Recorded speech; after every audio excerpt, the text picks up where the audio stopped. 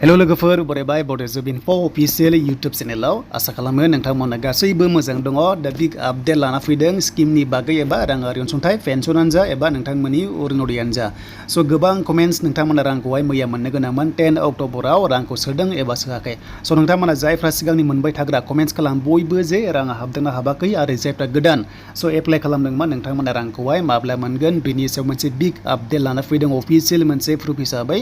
दा गोबाव खालामा नोंथांमोना जायफ्रा बड' 1250 इउटुब चेनेलाव गोदान साबस्क्राइब खालाम, मानोना सरकारनि साख्रिनि आपडेट मोनबाय थागोन आरो लोगोसे राङारि अनसुंथाइ एबा गभर्नमेन्ट लन आरो स्किमनि बागै नोंथांमोना आपडेट मोनबाय थानो हागोन। स' बेनिफ्राय दायो चिफ मिनिस्टारनि माखासे गोबां स्किम ओंखारगासिनो दङ। बेनिफ्राय नेक्स्ट भिडिअ फैगोन नोंथांमोननि लन लानायनि बागैबो।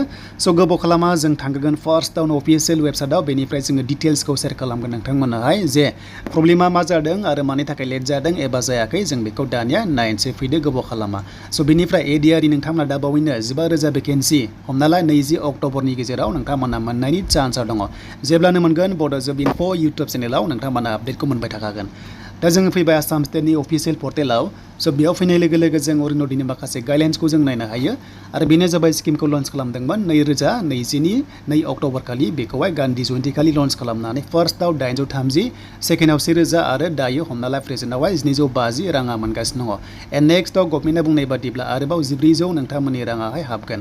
थ' बेनिफ्राय दिनैहाय 11 अक्ट'बर दा मा जाखो राङा हाबदों आरो हाबाखै। स' बेनिफ्राय 10 अक्ट'बराव हाबनो गोनांमोन एबा जायखिजाया दाननि 10 अक्ट'खालि बे रांखौहाय सोनाय जायो। स' बिदिब्ला मा जामारदों जों दानिया नायनोसै मानि थाखाय लेट जादों एबा हाबाखै एबा हाबदों। नोंथांमोना हाबदोंब्ला कमेन्ट्सखौ खालामबानो जाबाय, मानोना मैया सोनो गोनांमोन। स' बिदिब्ला जों दायो मोनसे अफिसियेल मोनसे प्रुफखौ नायनोसै जे सिमा मा बुंदोंमोन।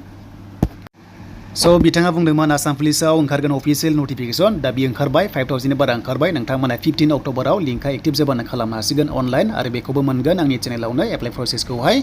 स' बिनिफ्राय दानिया बिग आपडेट अरुनदय एबा पेन्सननि बागै फैबाय।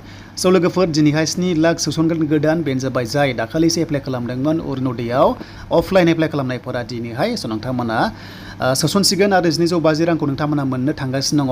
आरो बेनो जाबाय डेटआहाय दिनैहाय हमना ला 11 अक्ट'बर, बेनिफ्राय 12 अक्ट'बरसिम बेयाव नोंथांमोननि गोदान सोसननाय हाबाफारिया सोलिगासिनो दङ जानो हागौ।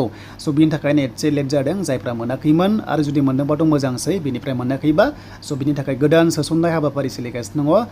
7 लाख गोदान आसाम स्टेटआव गोदान सोसनगोन। एन्ड क्लास 9 जायनोखि हिन्जावसाफोरा फरायगासिनो दङ बिथांमोननोहाय साइकेल राननाय हाबाफारिया जासिगोन। स' बिनिफ्राय मोनसे बिग आपडेटआ बेनोबाव एनअसि जायनोखि माइक्र'फाइनेन्स लन लादोंमोन बिथांमोननोहाय एनअसि होनाय जासिगोन, बिथांमोना रेहाय मोनसिगोन। दा बेनि थाखाय मोनसे पजिटिभ आपडेटआ बेबो नोंथांमोना टेनसन लानांगौ गोनांथि गैला। जायफ्रा सुख'नो हायाखैमोन स' नोंथांमोना सुख'नांगौनि गोनांथि गैला। बेयाव बुंनाय बादिब्ला स' बिथांमोननोहाय अमेनफोरनोहाय एनअसि होनाय जासिगोन 25,000 जायफ्रा लादोंमोन।